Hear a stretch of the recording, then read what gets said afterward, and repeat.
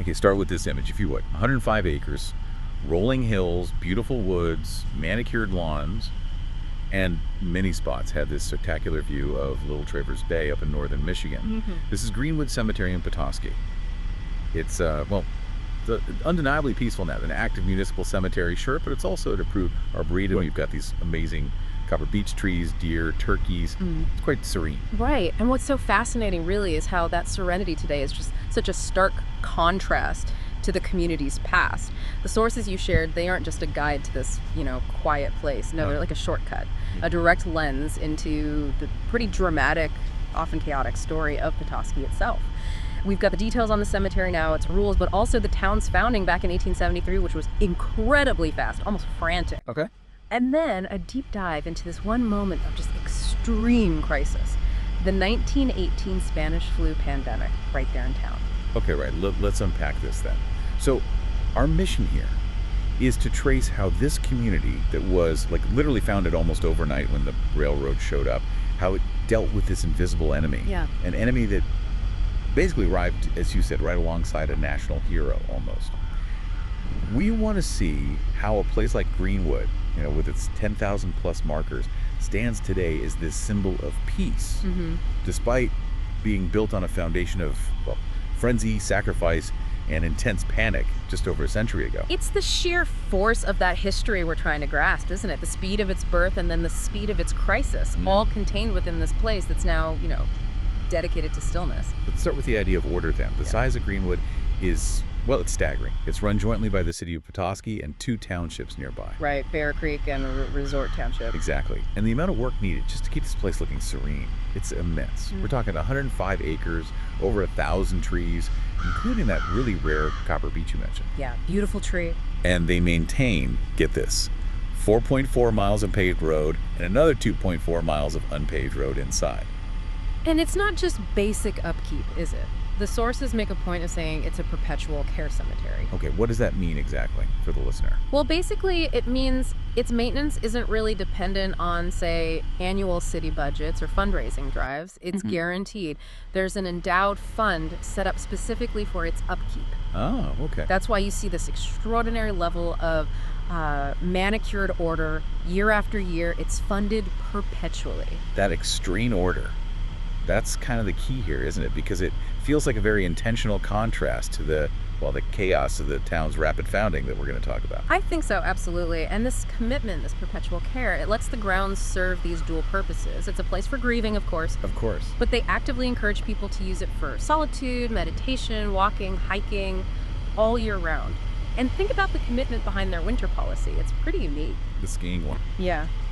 When the snow gets too deep for cars on those winding roads, they close the main gates, but they explicitly say visitors can park at the office, use the walk-through gate, and just snowshoe or cross-country ski right in among the trees and markers. I love that image. Skiing through this quiet, white landscape of history. It's quite something. It is. But that openness, it comes with some surprisingly strict rules, doesn't it? All designed to protect that, expensive piece. Definitely. Like, you better watch the clock. The main gates close automatically at dusk. Right. And if you get locked in, the instruction is literally call 911. Right. Intense. And anyone on the grounds between closing and 7 a.m. is considered trespassing. Yeah. It's a pretty serious enforcement of order. And they enforce it even against, man's best friend. The leash law for dogs is a city ordinance anyway, but the cemetery staff sound like they're at their wits' end. Oh. Yeah, they're actually considering banning all pets because apparently too many visitors just ignore the rules, let their dogs run free. They're appealing to the public, basically saying, don't ruin it for everyone else. Wow. It really shows how fragile that enforced serenity actually is, Yeah, it makes you realize that maintaining peace is this active, continuous thing, a battle almost. And while we're talking about the history contained here, we should flag one detail the cemetery highlights itself. Okay. On its website, in the historical research section, there's a specific mention of the suffragists of Greenwood. Ah, yes. Good point. Let's hang on to that fact for a bit because it turns out to be a really powerful clue about the intense political and social struggles happening right during the town's biggest crisis. Definitely hold that thought, because to really get why this town might crave such rigid order later, we first have to look at just how disorderly and incredibly fast its creation actually was. Right? So to appreciate how the community reacted in 1918, that intense, immediate response, you have to grasp just how young and, frankly, chaotic Petoskey was. There's an account by historian Henry McDonald. He basically says Petoskey was truly born in 1873. Just months before, the site was mainly an Indian field. It was the village of Acachaming, led by Chief Petoskey. Didn't he fight in the War of 1812? That's the one. Fought for the British, apparently. So this wasn't some slow-growing settlement. It was created by pure demand and speed, driven entirely by the railroad coming through. It wasn't gradual at all then. Not even close. It was immediate, frantic even. Grading for the rail line started in August 1873. By early October, they were hearing the first locomotive whistle. Wow. And the official inspection train. It arrived November 12, 1873. Brought all the bigwigs, Governor Bagley, General Cass. The town was basically up and running in, less than 3 months? That is incredibly fast. And that speed, it guaranteed chaos. The town was essentially built right in the path of the tracks. The source mentions this big controversy, arguments over where exactly the depot should even go. Okay. This competition led one developer, H.O. Rose, to rush and record his plat first, calling it Petoskey City. Wait, can you just quickly clarify what exactly is a plat for anyone listening who might not know? Oh, sure. Good point. A plat is basically the official map. It shows how the land is legally divided up into lots, streets, boundaries. So by recording his plat first, Rose was staking his claim, locking in his vision for the town's layout. It was like a land rush fought with legal documents. Got it. So in this mad rush, people claiming lots, money being made, established buildings suddenly became like obstacles. Exactly. And the most stunning example is the Cushman House. This was a major new hotel, right? Yeah. It had to be physically moved 50 feet back from the tracks. Not as part of some long-term plan, but immediately. Because the tracks were being laid down right then. Wait, they literally picked up and moved an entire major hotel 50 feet just months after the town was even founded. That's what the source says. That's not planning. Yep. That's absolute frenzy.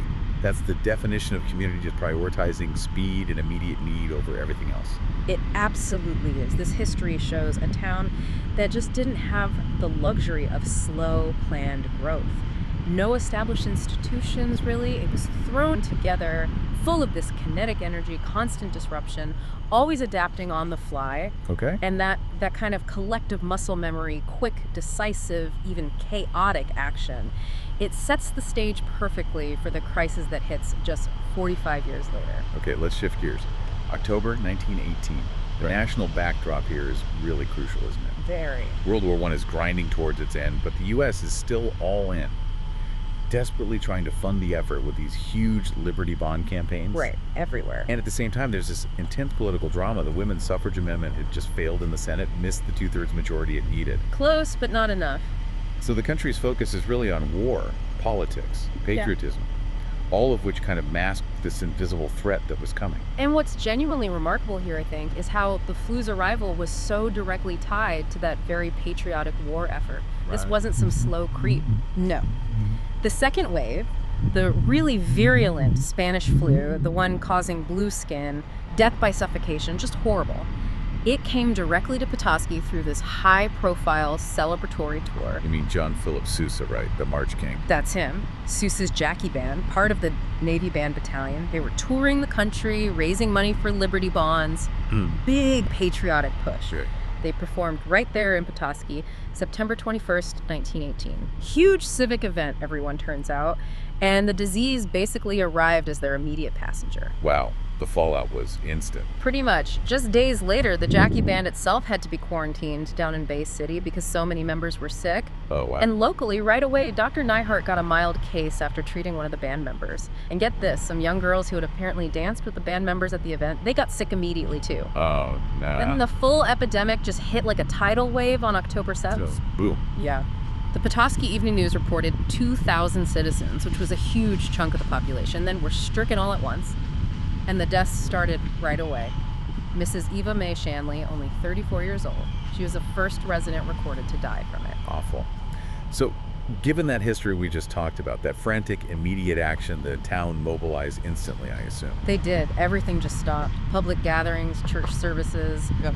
The source even specifically mentions they had to postpone a big shoe sale. Big shoe sale. Wow, that really highlights how normal life just ground to a halt. It does. And in this really striking echo of the town's founding, they needed space for the sick, and they needed it now. Right. So where did they set up an emergency Red Cross hospital? In the Cushman House Annex. No way. The same hotel. Yeah. The one they moved 50 feet back in 73. The very same one. That prominent building, the symbol of that chaotic birth, it became the sanctuary during their biggest collective crisis 45 years later. That's an incredible full circle moment, isn't it? Repurposing the infrastructure of their past like that, just amazing. It really is. And dealing with this crisis, this speed, it required immense self-sacrifice, and this is where that mention of the suffragists of Greenwood comes back in, directly connected. Oh, okay.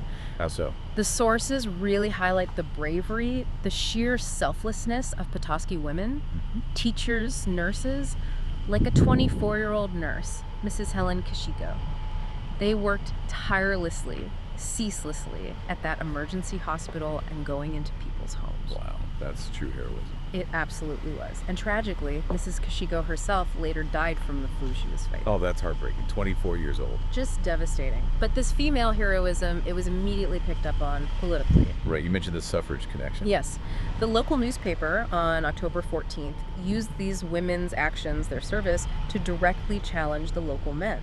How? They ran this editorial basically asking why there were still men in Emmett County who are not quite sure that it will be a safe thing to give them the ballot at the November election, directly linking the women's life-saving work in the hospital to the ongoing fight for the right to vote. Wow. Talk about a powerful argument born from tragedy.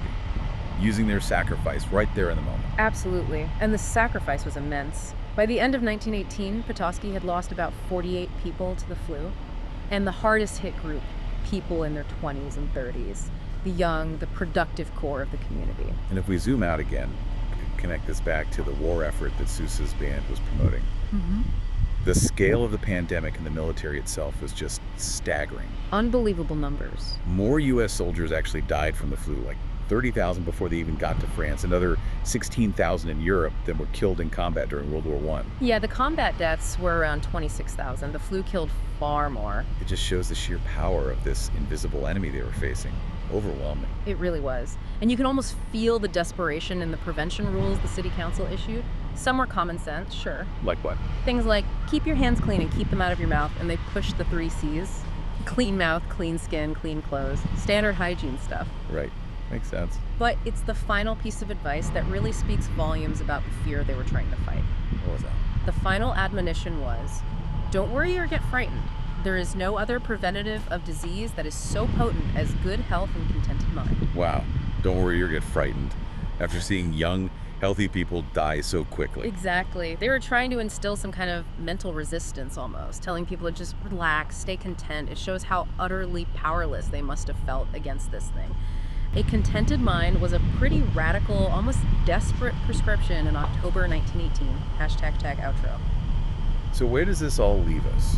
We've traced Petoskey from basically a contested piece of land in 1873, built in a frenzy, through this panicked collective battle against an epidemic in 1918, an epidemic tangled up with a huge national war effort, Right. to the incredibly serene, ordered arboretum that Greenwood Cemetery is today.